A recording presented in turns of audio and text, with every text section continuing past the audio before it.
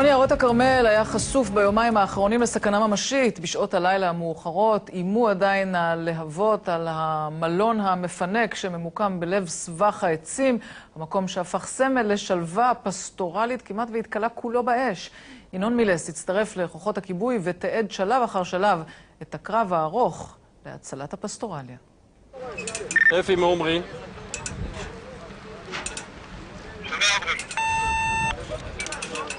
מה המצב בגזרה שלך?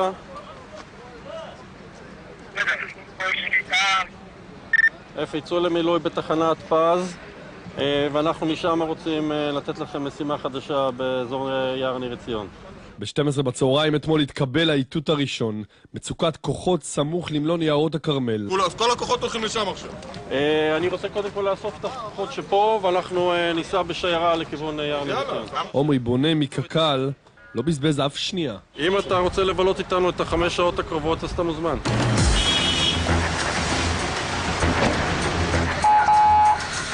ארבע כבאיות של קק"ל 2 של מכבי האש ורכבי הצלה יוצאים לדרך.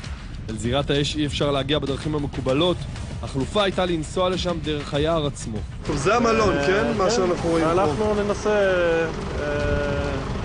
לעצור אותה. לא ממש ידענו אל מול מה אנחנו הולכים ועד כמה קרובות הלהבות למלון. אנשים במלון פונו כבר? אנשים במלון פונו. אחרי נסיעה מפותלת, הגענו. במבט ראשון זה נראה לא רציני, רק עשן בלי אש. אז עוד חשבנו שכדאי אפילו להתקרב אל קו האש כדי לעצור אותה שם. תיזהרו, האש יכולה להפתיע אתכם ולבוא במכה אחת. אבל כל רגע שעבר, הלהבות רק התקדמו בצעדי ענק. שר רוורס, תשים את האוטו פה למעלה, שאם האש מגיעה אנחנו עפים מפה.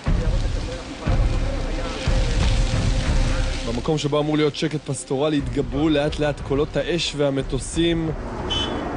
תראה איזה תאוצה מקבלת, האש פה אתה אומר.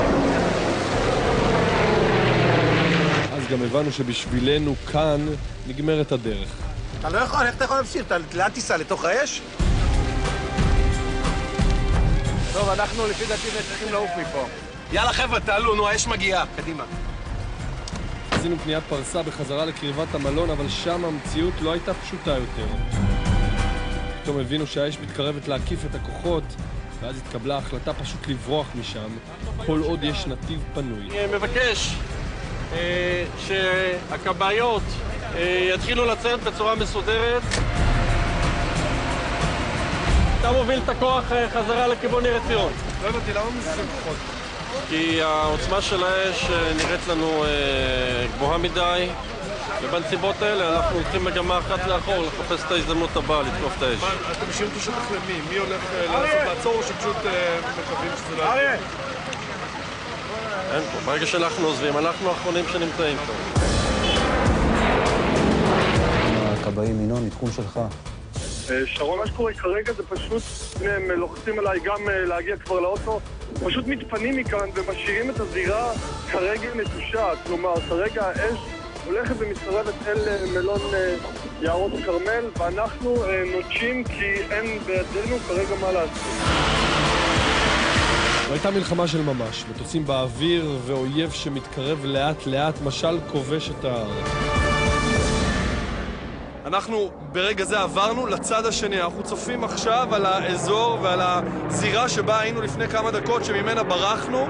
כרגע הזירה הזו מופקרת אך ורק למטוסים, למטוסי הריסוס הטורקיים והיווניים שמנסים לעזור פה בכיבוי השרפה ולרוח. אנחנו נקראנו חזרה לנסות בכל זאת.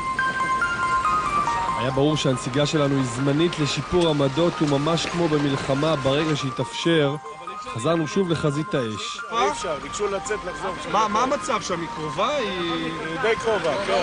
יש סכנה למלון באמת? כן, זה ממש קרוב למלון. כדאי שתיסעו ברוורס. סעו ברוורס, משה, אל תיכנס. אבל משה וירון, אנשי קק"ל שלהם התלוויתי, התעקשו לחתור למגע. יש יערנים של קק"ל למעלה, מכבים את האש. אז מה, נעלה נראה? כן, כן, עכשיו אנחנו נעלה למעלה ונראה את הכל. המטוסים עשו עבודה יפה, המשימה שלנו הייתה עכשיו לנטרל את הלהבות שנותרו, לעשות הכל כדי שהאש לא תפרוץ שוב. פה! תרטיב אותו טוב, במקום מלמעלה! אחרי שעתיים של עבודת כיבוי נפתח פתח קטן לאופטימיות. נעבור לינון מילס ביערות הכרמל. נכון לעכשיו התמונה קצת יותר רגועה כאן. זה נראה לפחות שהמלון, אחרי כל המאמצים האלה, ניצל. ההרגשה היא הרגשה איומה, הרגשה לא טובה. הרגשה של... לא מרגיש שנכשלנו, אלא הטבע גבר עלינו. מה שהיה אמור להיות סיור רגוע עם אנשי קק"ל בשטחים שכבר נשרפו הפך למאבק איתנים של ממש מול עוצמות בלתי נתפסות של האש. אנחנו לחיים את היער הזה יום-יום. וזה כאב לב לראות את הדבר הזה. והיער הזה ייקח לו עוד עשרות שנים כדי להתחדש ולחזור למצב הקודם שלו. אתמול ניצחנו בקרב, אבל המאבק גם באזור יערות הכרמל עוד רחוק מלהסתיים. ובמלחמה הזאת, כל האמצעים כשרים.